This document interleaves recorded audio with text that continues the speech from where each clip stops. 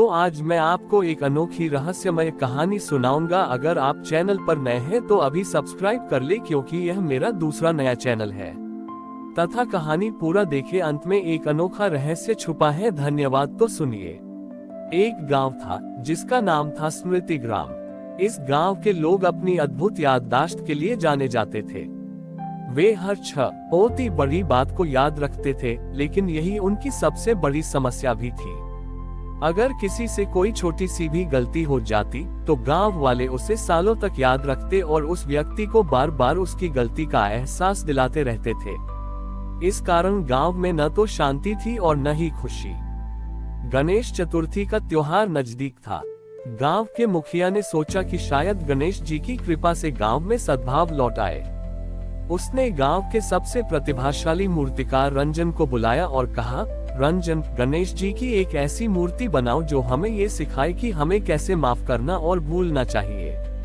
रंजन ने एक सुंदर मूर्ति बनानी शुरू की, लेकिन उसे समझ नहीं आ रहा था कि वह ऐसी मूर्ति कैसे बनाए जो क्षमा का संदेश दे सके। वह बहुत परेशान था। गणेश चतुर्थी से एक दिन पहले रंजन अपनी कुटिया में उदास बैठा था।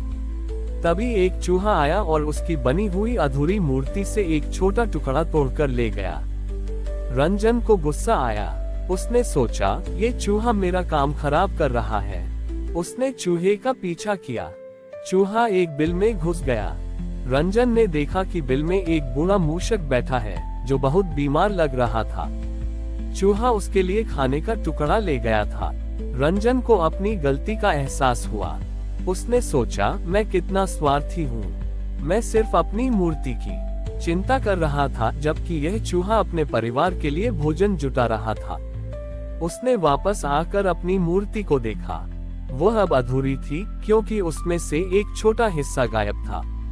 रंजन को एक विचार आया। उसने मूर्ति को ऐसे ही छोड़ दिया और जहां से टुकड़ा गायब था वहां एक खाली जगह बना दी।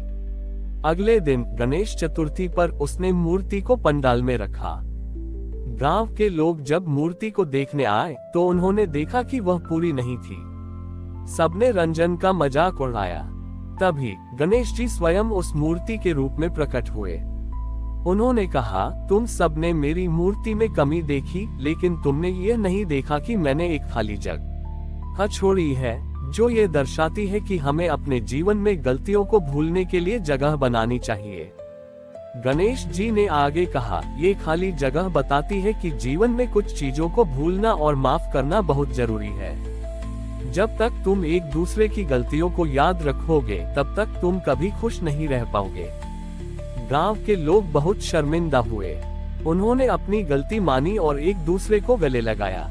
उन्होंने ये सीखा कि सच्ची भक्ति गणेश जी की मूर्ति में नहीं, बल्कि एक दूसरे को माफ करने और भूलने में है। उस दिन से गांव के लोग हर साल एक अधूरी मूर्ति बनाते थे, ताकि उन्हें याद रहे कि भूलने की कला ही जीवन में सबसे महत्वपूर्ण है। गणेश जी के उपदेश के बाद स्मृति ग्राम में एक अद्भुत बदलाव आया। लोगों ने सचमुच एक दूसरे की गलतियों को माफ करना और भूलना शुरू कर दिया था। गांव में अब कोई झगड़ा नहीं होता था। हर कोई खुशी और शांति से रहता था। एक साल बाद गणेश चतुर्थी का त्योहार फिर आया। इस बार गांव के लोग बहुत उत्साहित थे। सबने मिलकर एक अधूरा गणेश मूर्ति बनाने का फैसला किया, जैसा कि गणेश जी ने उन्हें सिखाया था। गांव के बच्चे मूर्ति बना रहे थे, तभी एक बूढ़ा व्यक्ति जिसका नाम दिवाकर था वहां आया। दिवाकर ने अपने जीवन में बहुत सी गलतियां बड़ी थीं और गांव वाले कभी उन्हें माफ नहीं कर पाए थे। दिवाकर ने उन लोगों से कई बार माफी मांगी थी, लेकिन किसी ने उन्हें माफ नहीं किया था। वह वर्षों से अकेला और उदास था। जब उसने बच्चों को अधूरा मूर्ति बनाते देखा तो वह पास गया। उसने सोचा, काश मैं भी अपने जीवन की गलतियों को भुला पाता। एक छोटा बच्चा जिसका नाम राहुल था ने दिवाकर को देखा और उसे अपने पास बुलाया। राहुल ने कहा, दादाजी, आप भी हमारी मदद करें। दिवाकर ने हैरान होकर कहा, लेकिन मुझे तो कोई माफ नहीं करता। मेरे जैसे व्यक्ति को कैसे पूजा करने का मौका मिल सकता है? उद्धरण चिन्ह। राहुल ने मुस्कुराते हुए कहा, दादाजी, गणेश जी ने हमें सिखाया है कि हमें लोगों की गलतियों को भूल जाना चाहिए। आप भी हमारी मदद करें। दिवाकर की आंखों में आंसू आ गए। वह बच्चों के साथ मिलकर मूर्ति बनाने लगा। उसकी आंखों में चमक और दिल में एक नई उम्मीद थी। जब मूर्ति बनकर तैयार हुई तो वह अधूरी तो थी, लेकिन छोटी ही न उसमें एक अद्भुत चमक थी, जो दिवाकर की सच्ची पश्चाताप और उम्मीद की चमक थी। गणेश चतुर्थी के दिन जब मूर्ति को पंडाल में रखा गया तो गांव के सभी लोग दिवाकर को देखकर चौंक गए। उन्होंने देखा कि दिवाकर की आंखों में अब कोई उदासी नहीं थी। उन्हें एहसास हुआ कि उन्होंने वर्षों तक एक ऐसे व्यक्ति को सजा दी थी जो पहले ही अपनी गलती से बहुत दुखी था। तभी गणेश जी स्वयं प्रकट हुए।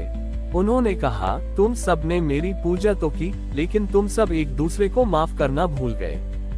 आज दिवाकर ने अपनी गलती को भुलाकर एक नई शुरुआत की है। तुम्हारी सबसे बड़ी पूजा यही है कि तुम एक दूसरे को माफ कर दो। गांव के लोगों ने अपनी गलती मानी और दिवाकर को गले लगाया। उन्होंने ये सीखा कि क्षमा करना भी एक कला है, और जब हम किसी को माफ करते हैं तो हम खुद को भी आजाद करते हैं। और उस दिन से गांव के लोग हर साल गणेश चतुर्थी पर एक दूसरे की गलतियों को माफ करने का संकल्प लेते थे। दिवाकर को माफी मिलने के बाद गांव में एक नई ऊर्जा और उत्साह का संचार हुआ। लोग अब एक दूसरे से अपनी गलतियां साझा करते और उन्हें माफ कर देते थे। गांव का माहौल प्रेम और सद्भाव से भर गया। एक साल बाद गणेश चतुर्थी का त्योहार फिर आया। इस साल गांव वालों ने कोई मूर्ति नहीं बनाई।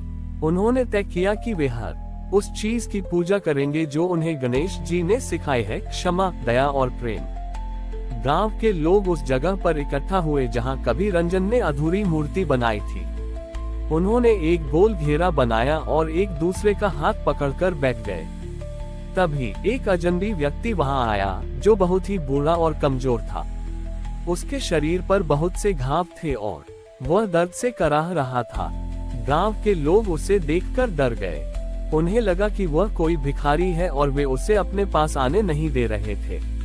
तभी दिवाकर ने आगे बढ़कर उस बूढ़े व्यक्ति को गले लगा लिया। उसने कहा, हमें गणेश जी ने सिखाया है कि हमें किसी को उसके अतीत से नहीं बल्कि उसके वर्तमान से देखना चाहिए। दिवाकर ने उस बूढ़े व्यक्ति को अपने घर ले जाकर उसका इलाज किया।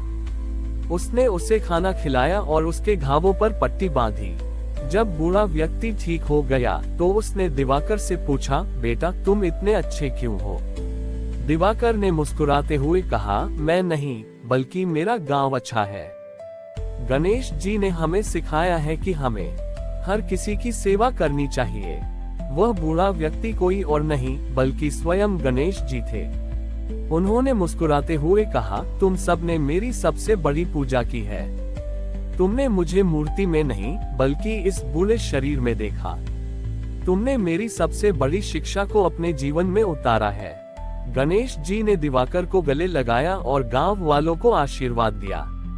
उन्होंने कहा, तुम सबने ये साबित कर दिया है कि सच्ची भक्ति किसी मंदिर या मूर्ति में नहीं बल्कि हर उस व्यक्ति की सेवा में है जो दर्द और दुख में है। उस दिन से गांव के लोग हर साल गणेश चतुर्थी पर कोई मूर्ति नहीं बनाते थे। इसके बजाय वे मिलकर गांव के सबसे जरूरतमंद व्यक्ति की मदद करते थे। उन्होंने सीखा कि सच्ची पूजा किसी देवता की नहीं बल्कि मानवता की सेवा करना है। हमारी और भी आध्यात्मिक एवं अनोखी कहानियां देखने के लिए हमारे चैनल पर जाएं तथा धार्मिक एवं पौराणिक अनोखी कहानियां हमारे चैनल पर है। कृपया जाके देखें तथा हमारे चैनल को सब्सक्राइब करके रखें और वीडियो लाइक जरूर करें। धन्यवाद।